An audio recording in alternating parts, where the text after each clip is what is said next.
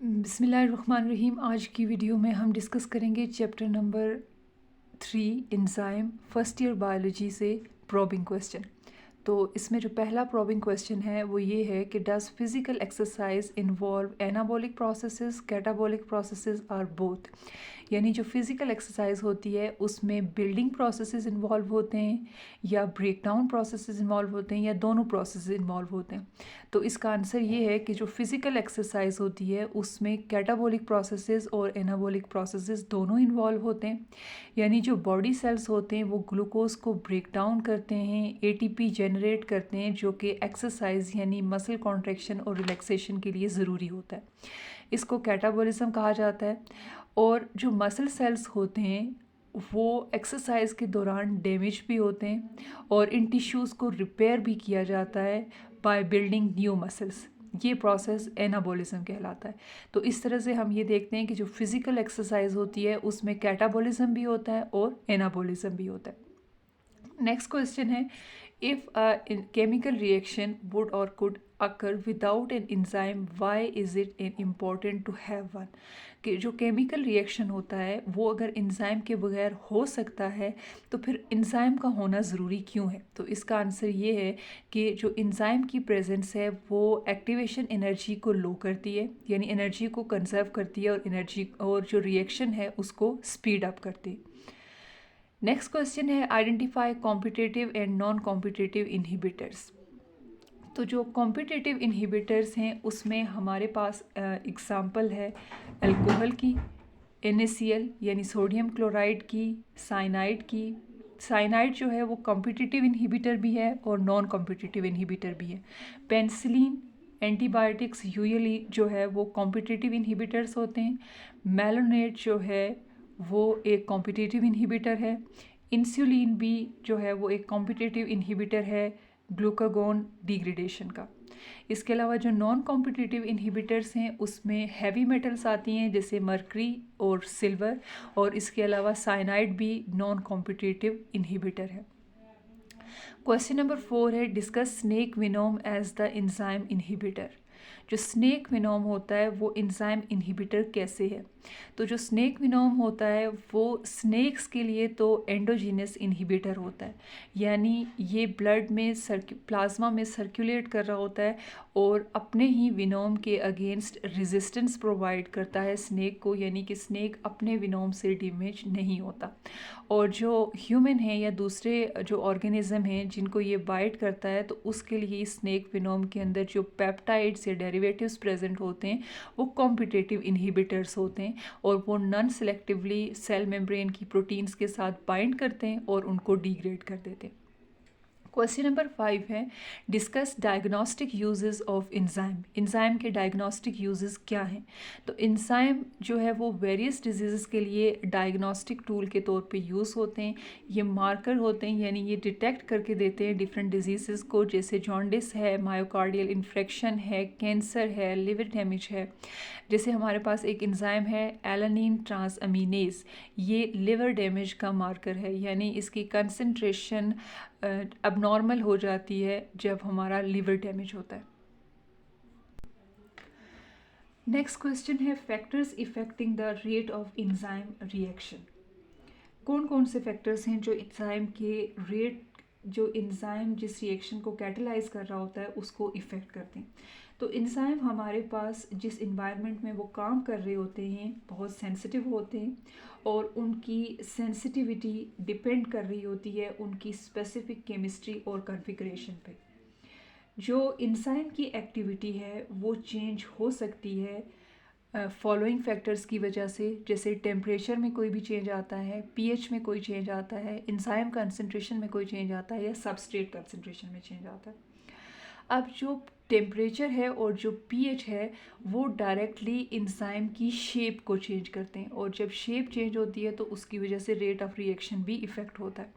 लेकिन जो enzyme concentration है या जो सबस्ट्रेट कंसंट्रेशन है वो इंजाइम की शेप पे कोई इफ़ेक्ट नहीं डालते, लेकिन वो रेट ऑफ रिएक्शन को रेगुलेट कर लेते हैं। इसमें सबसे पहले हम ये देखते हैं कि टेम्परेचर किस तरह से जो रेट ऑफ रिएक्शन है उसको इफ़ेक्ट करता है। तो जो प्रोटीन होती है उसकी शेप हाइड्रोजन बॉन्ड्स और हाइड्रोफोबिक बॉन्ड्स के वजह से होती है, जो कि उसकी डिफरेंट पॉलीपेप्टाइड चेन्स को एक पर्टिकुलर पोजीशन पे होल्ड करके रखता है।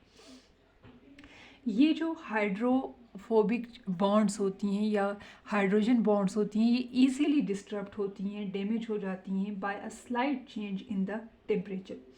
अब वो टेम्परेचर जिस पे इंजाइम अपने मैक्सिमम पोटेंशियल के साथ काम करता है उसे ऑप्टिमम पीएच कहा जाता है। जैसे अगर हम ह्यूमन बॉडी की एग्जांपल लें तो ह्यूमन बॉडी के जो सारे एंजाइम हैं वो तकरीबन 37 डिग्री सेंटीग्रेड उनके लिए ऑप्टिमम टेम्परेचर होता है। लेकिन अगर इस ऑप्टिमम टेम्परेचर में चेंज आ जाए, यानी कि अगर टेम्परेचर ऑप्टिमम टेम्परेचर से नीचे हो यानी ऑप्टिमम टेम्परेचर से कम हो, तो वो बॉन्ड्स जो कि एंजाइम की शेप को डिटरमिन कर रही होती हैं वो इतनी फ्लेक्सिबल नहीं होती, वो उस टाइम पे लेस फ्लेक्सिबल होती हैं, जिसकी वजह से जो एक्टिव साइट होती है एंजाइम की उसमें किसी भी किस्म का चेंज नहीं आता जो कि एंजाइम के एक्शन के लिए ज़रूरी है।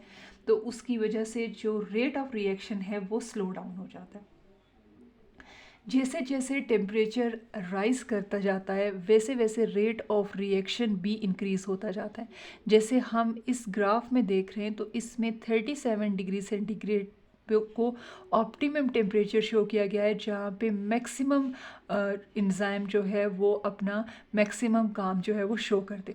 लेकिन जैसे जैसे ये टेम्परेचर आप यहाँ से देखें, जैसे जैसे टेम्परेचर राइज होता जाता है वैसे वैसे जो एंजाइम है उसकी काइनेटिक एनर्जी वो गेन करता है, उसमें मॉलिक्यूल वाइब्रेट करते हैं, उसकी एक्टिव साइट चेंज होती है, सबस्ट्रेट उसके साथ बाइंड करता है और प्रोडक्ट बनता जाता है, और उस वजह से हमारा रेट ऑफ रिएक्शन क्या हो रहा है, इंक्रीज़ हो रहा है। और ह्यूमन एंजाइम के लिए 37 जो है वो ऑप्टिमम टेम्परेचर है, यानी ये वो टेम्परेचर है जिस पे एंजाइम अपनी मैक्सिमम पोटेंशियल शो करता है।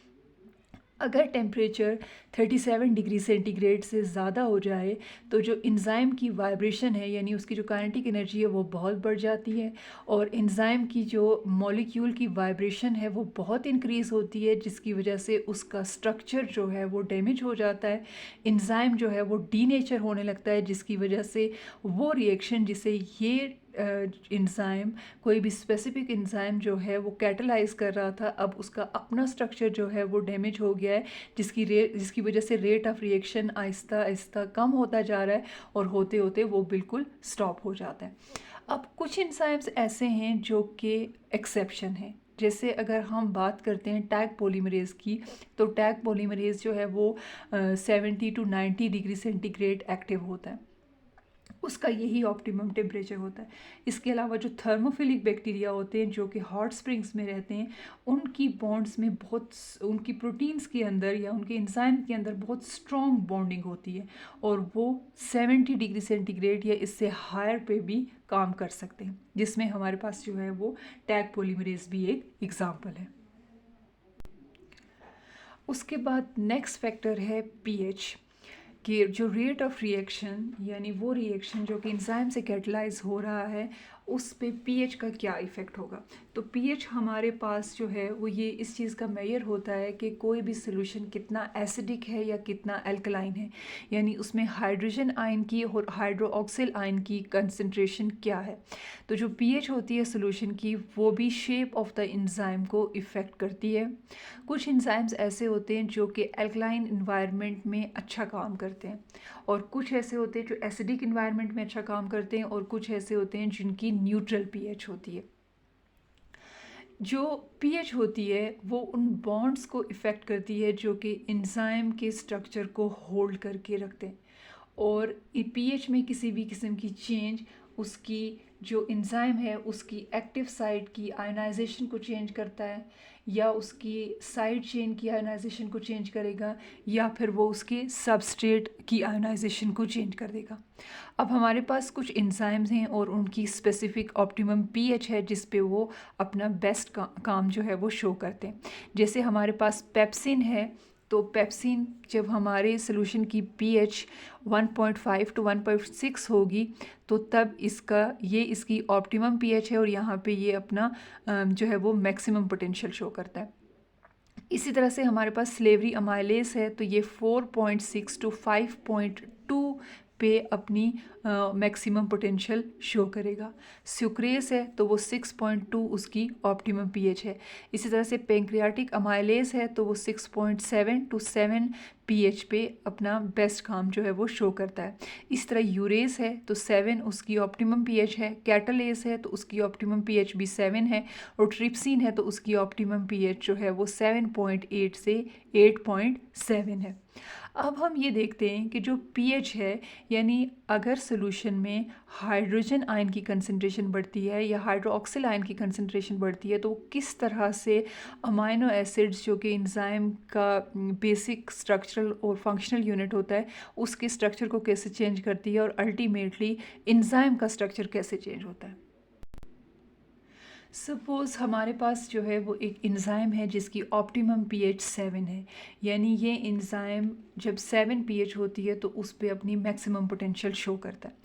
इस पीएच पे जो सबस्ट्रेट है वो एंजाइम के साथ 2 आयोनिक बॉन्ड्स के साथ बाइंड करता है और ये जो आयनिक बॉन्डिंग होती है वो किस तरह से होती है, ये एक हाइड्रोजन आयन ट्रांसफ़र होता है from carboxylic group in a side chain of 1 amino acid residue to the NH2 group in the side chain of another amino acid, जिसकी वजह से ये दो जो हमारे पास आयनिक बॉन्ड्स बनती हैं इसकी मदद से सबस्ट्रेट एंजाइम के साथ बाइंड होता है, एंजाइम सबस्ट्रेट कॉम्प्लेक्स बनता है और उसके बाद प्रोडक्ट बनता है और एंजाइम जो है वो अपने आप को प्रोडक्ट से डिटैच कर देता है। अब अगर हमारे पास इसी एंजाइम के लिए पीएच लो है यानी 7 से कम है तो इसका मतलब क्या है कि हमारे पास जो कंडीशन है वो एसिडिक है, ठीक है, यानी हमारे सॉल्यूशन में हाइड्रोक्सिल आयंस हाइड्रोजन आयंस जो हैं वो ज़्यादा हैं। इस तरह के केस में जो NH3 है उस पे तो कोई इफ़ेक्ट नहीं होगा, लेकिन हमारे पास जो COO जो कार्बोक्सिलिक ग्रुप है वो एक हाइड्रोजन एटम को सॉल्यूशन से जो है वो गेन कर लेगा, जिसकी वजह से ये आयनिक बॉन्ड नहीं बनेगी। जब ये आयनिक बॉन्ड नहीं बनेगी तो सबस्ट्रेट एंजाइम के साथ प्रॉपरली बाइंड ही नहीं हो सकेगा और हमारे पास प्रोडक्ट नहीं बन सकेगा।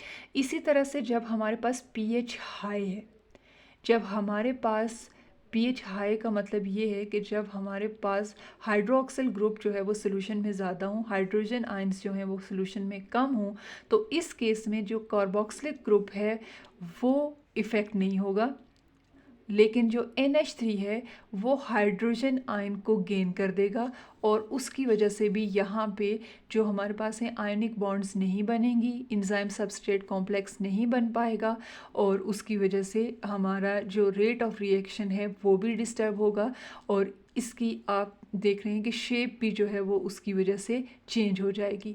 इसे अमाइनो एसिड जो है एंजाइम के अमाइनो एसिड इसको गेन करते हैं या सबस्ट्रेट के अमाइनो एसिड इसको गेन करते हैं, उसके नतीजे में क्या होगा कि जब एंजाइम के अमाइनो एसिड इसे गेन करेंगे एक एक्स्ट्रा हाइड्रोजन को गेन करेंगे और यहाँ पे कार्बोक्सिलिक ग्रुप अगर हम एंजाइम की बात करें तो एंजाइम का कार्बोक्सिलिक ग्रुप जब हाइड्रोजन एटम को ज्वाइन कर लेगा तो उसकी वजह से इसका स्ट्रक्चर चेंज हो जाएगा और स्ट्रक्चर चेंज होने की वजह से सबस्ट्रेट एंजाइम के साथ बाइंड नहीं होगा और हमारा रेट ऑफ रिएक्शन आगे नहीं बढ़ेगा।